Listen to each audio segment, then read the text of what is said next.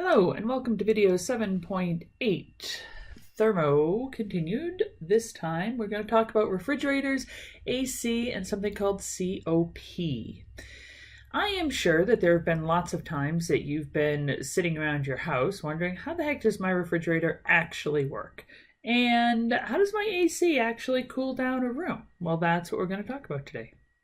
These appliances, refrigerators, air conditioners, and heat pumps can be thought of as heat engines operating in reverse. Because remember, for the heat engine, we have heat flowing from a higher temperature down to our lower temperature reserve, with some allowing us to use it for work of some sort. And this is how it naturally occurs. So this is our heat engine here. But now, essentially, as I said, rather than doing that, we're going to look at the heat in this picture. And here, the heat is flowing from the cold to the hot. So it's flowing from our low temperature reservoir to our higher temperature reservoir. The important thing to remember is that it's flowing there by force, not spontaneously. So now in this particular case, by doing work, heat is extracted from the cold reservoir and exhausted to the hot reservoir.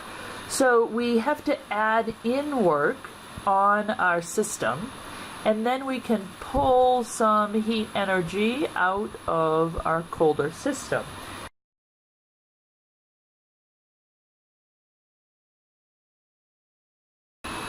So let's take a look at this picture here of a refrigerator.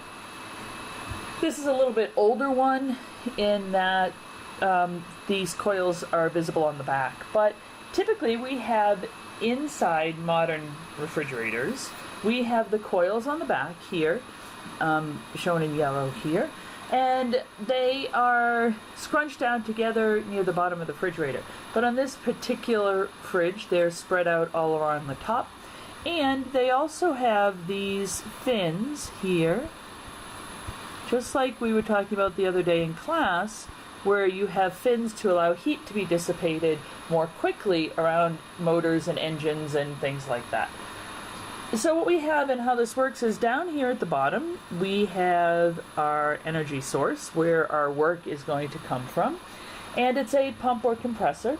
And what happens is that there's a gas in here that is compressed. And the gas that gets compressed is a high pressure vapor, and that gets pushed into these coils on the back. The high pressure vapor has a lot of heat in it, has a lot of energy in it, internal energy in it, because it's been compressed, so the temperature goes up. So through the transfer of the compressed gas in these coils, it allows the heat to dissipate flow out through to the outside. So we're losing some hot energy there. Now, the condenser coils on the outside of the fridge or near the bottom are in high pressure. By the time the gas gets to the top of the coils, it has lost a considerable amount of temperature because it's been losing it through the fins and radiating and conduction and convection out the back of the refrigerator to the environment. So now the gas gets to the top near this expansion valve, and when that valve is opened, the gas is allowed to quickly go inside. It's already at a colder temperature than it was down at the bottom, and because it's now allowed to expand, it's going to cool even more. Now these cooling coils are inside of your refrigerator, and with these being colder, these temperatures here are less than room temperature, and they are less than the temperature of the fridge, which means that we can take more heat energy from the inside of the fridge and pull it to here. So the heat from the inside now goes to these cooling coils, and absorbs more of that heat energy, and then the gas is eventually sent back here to the compressor where the process starts all over again. So we compress gas, make it hot, we allow it to go through these coils, which allows it to dissipate the heat to the environment. That's our QH, our Q hot. We then allow it to expand and get even colder, and it absorbs QL, an amount of energy from the inside of the refrigerator, and then that process keeps repeating over and over again. Now notice that the amount of energy that we put in as work, most of it goes to the heat that leaves the coils on the back, whereas we get a little bit more coming from inside the fridge. So we're cooling it some, but not nearly as much as what's being cooled from the coils in the back, which is why really you cannot cool your room opening your refrigerator door, because your QL is so much smaller than your QH is, that essentially every time your refrigerator's compressor goes on, which it does periodically, you are heating up the house, you're heating up your kitchen. So even if you do open the door, you're not going to cool your kitchen very much, because your fridge is going to have to turn back on again and compress some more gases, and then you're going to increase the temperature again anyways. This is also essentially how an AC works. The only difference is, because the point of an air conditioner is to cool down the internal environment of the room rather than heat it up like a refrigerator does, the portion of the air conditioner that has these coils in it here, the high pressure coils, must be outside. It has to be outside of the building, outside of the room, so that the hot air can dissipate into the external environment of your house rather than staying inside your house. So if we take a look at some equations that go along with this, we're going to start with the same equation that we've been talking about before for heat engines, QH equals W plus QL. This is, again, the conservation of energy equation. We're not going to break conservation of energy. The difference is that now that we're going in the opposite direction, that all the arrows are in the opposite direction, technically these all should be negatives because they're opposite of what they were before. However, with them all being negatives, they still all cancel out with each other, so it's the same thing as if we wrote them as positives. But I just wanted to make sure you understood that they are actually all negatives. So now when we think about refrigerators and ACs, if we continue our comparison with heat engines, the next thing we talked about with heat engines was the efficiency. And remember, we said the efficiency was our benefit over our cost.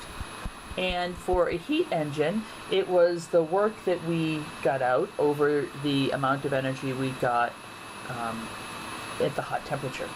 So benefit over cost.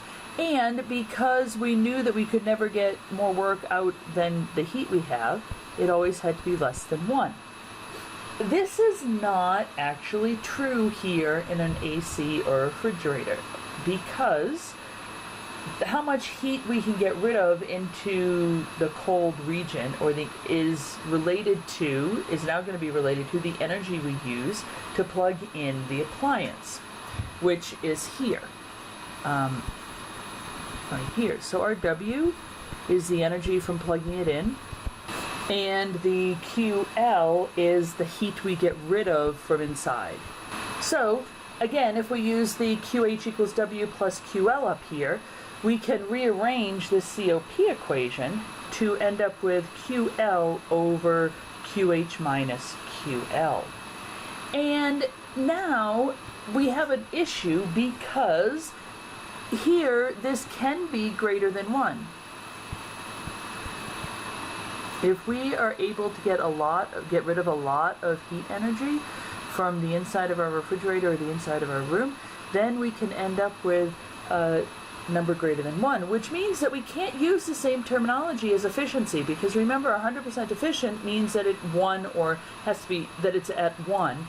And so ideally we could have a 100% efficient engine, but reality says we can't, so our numbers always have to be less than 1 when we're talking about efficiency. So instead we talk about this thing called COP.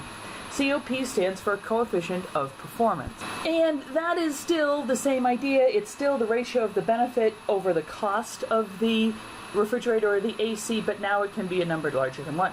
Now our ideal COP is where our heat we get rid of over the work we put in is actually about our temperatures rather than the heat flow. So COP ideal is the temperature of the low reservoir over the difference between the temperatures in the two reservoirs.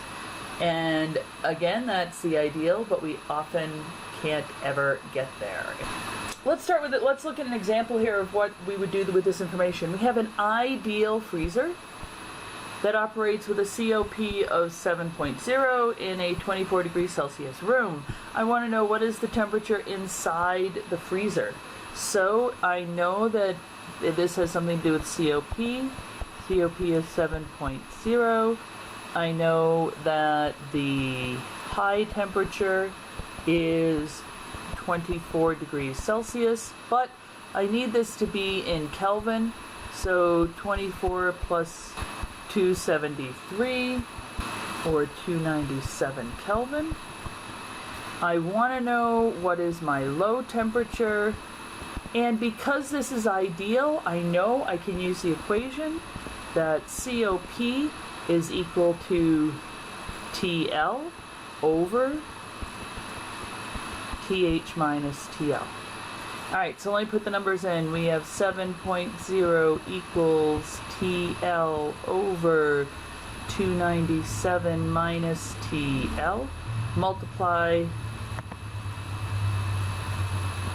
both sides by the denominator, and we get that 7 times 297 minus 7 times TL is equal to TL. So